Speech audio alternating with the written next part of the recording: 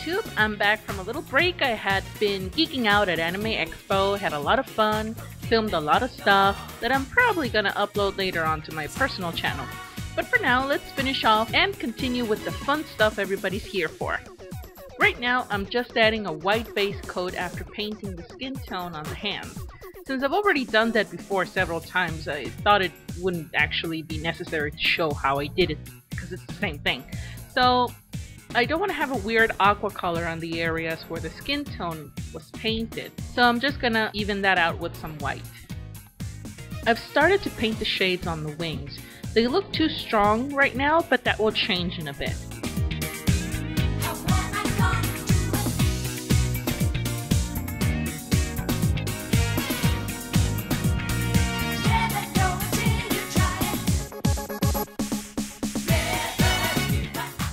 Once I finish my shadings, I toned them down by adding another even layer of white to blend them more and to make them more subtle.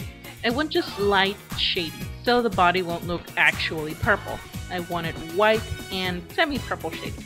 Now, I painted her pajama neck vanilla, not entirely white to make it a little contrast against the rest of the pajama. And to top it off, just a little pastel shading to finish it up. Now to mask that area so I can work with the rest of the body. I left the Pegasus in two parts so I can paint the inside of the legs with ease, since getting the airbrush in there is a little tricky if you glue them up from the beginning.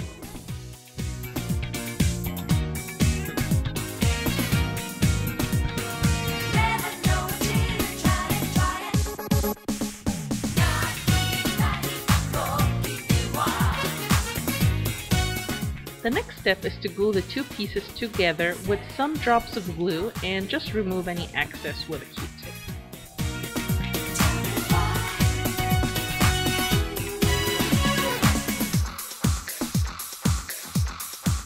I've just added a little bit of putty to fill in the micro gaps. Now it's just a matter of carefully sanding the excess putty without removing a lot of the shadings that I added earlier.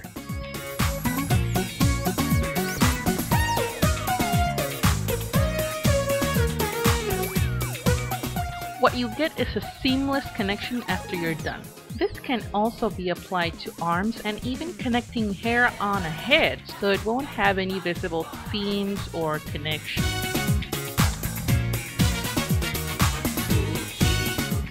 The next step is just to repaint that area. You don't necessarily need primer, just your regular color, but you just need to be a little patient and build it up slowly until seam color is no longer visible.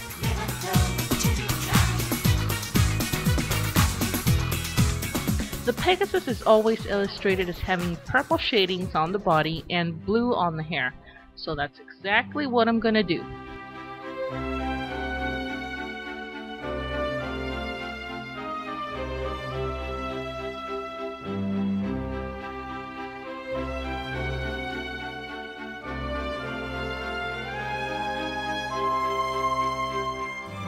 I just masked the body of the Pegasus where I don't want the blue to paint. And I'm going to do the same thing with the wings. Shade them and then reduce and blend with an even white coat.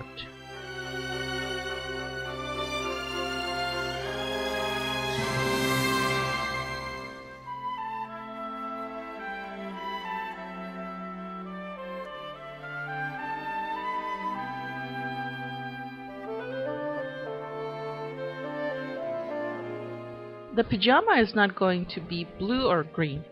Just a color in between, which is aqua.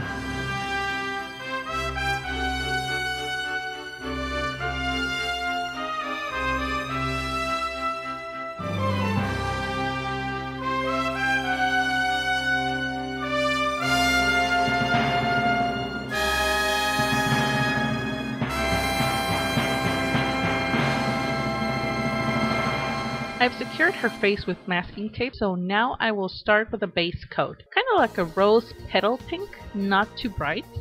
So I just make sure to cover everything up evenly, as these will be my highlights on her hair. Next is to just add pink to give more shading on the hair and finish it off with some pastels.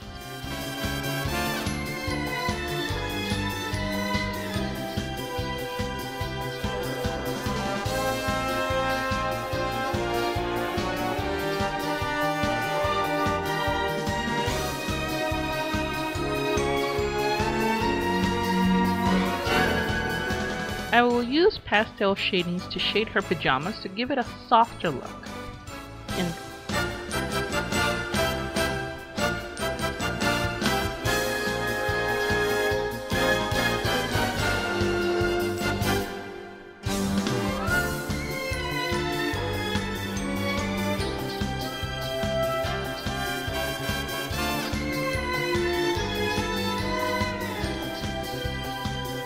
this is the end result. I had something really special planned for the base, but before I say anything else, this is actually a disclaimer. Since we are all human beings, we are not exempt from making mistakes, and that also applies to me no matter how experienced I am. Unless I'm unaware that I am a humanoid android, then maybe my posturonic matrix could have been damaged. So I must say that what I did was a big mistake, and I do not recommend you follow this example. That being said, let me show you what I should have done differently. I had purchased 5 acrylic sheets to make a square mold for the base, as I will use clear resin. So mistake number 1. For this method to work, I should have purchased thicker sheets. Screw up number 2. I should have used silicone to make a mold and not these sheets. All I can say is that I just had one of those moments in life when your brain farts and you don't think correctly. And to tell you the truth, I kind of felt like a moron. I am moron. I come with an important message. Anyways, what I did was put together 5 sheets to create a mold, sealing all the connections with hot silicone, and then waited for it to cool off. And then I had this square box. I tested it to see if it had any leaks with water. It did, so I just resealed it with some more silicone. Okay, moving on to the interesting stuff. I got some quartz crystals to place on the base. Since the Pegasus brought Chibi to the crystal forest, I remember correctly that it was filled with a lot of quartz-like crystals, so that's exactly what I will use. I'm also using a mirror to emulate that reflection that they had at the forest, but with a little twist.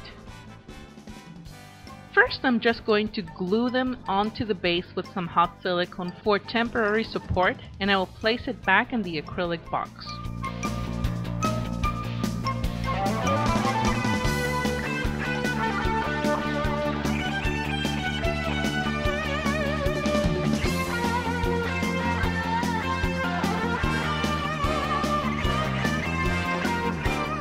This clear resin comes in really handy. I always tend to keep some around for projects like these. So what I did was just add equal parts and then mix until after a few minutes you combine both parts. Now for the magical touch. I will mix a little bit of sparkle glitter, but 2 types to make it more interesting.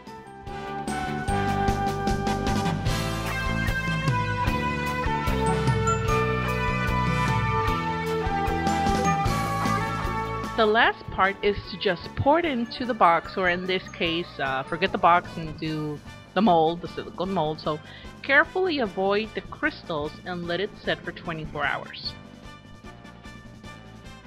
Now the part where I realized that I had screwed up was at the moment that I was trying to take it out. I had to break the acrylic sheets and actually injured myself while trying to do it, but I did get it out safely. So this is yet another installment of LFMF. Learn from my failure. I do it so that you won't have to. So getting that aside, I'm sure all of you want to know how it turned out. So let me present my little creation.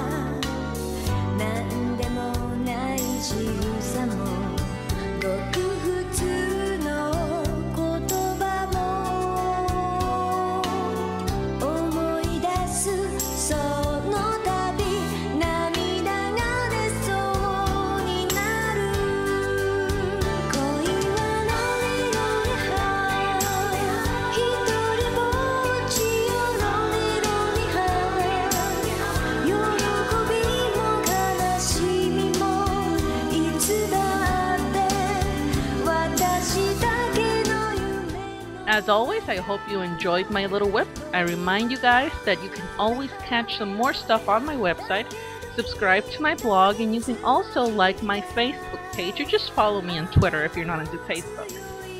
I want to thank each and every one of you that take their time and leave comments on my videos as well as my blog. It's really humbling to have so many wonderful comments and questions for advice. But there have been an increasing number of people asking me to paint a specific figure, mostly as a request.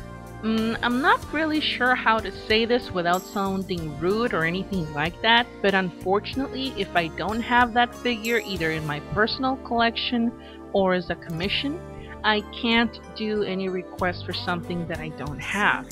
So I'm really sorry to not be able to please those requests. But if you have any more requests for tutorials, be my guest and just leave a comment. And for those that are wondering what figures I actually have, I'll leave a link below on the description area to my MyFigureCollection profile. That way you can see all my collections. And I have a new cool and long tutorial planned for the next episode that I'm sure everybody will love to see it. But for now, I don't want to give any spoilers. So until then, see you next time, my resin monkeys.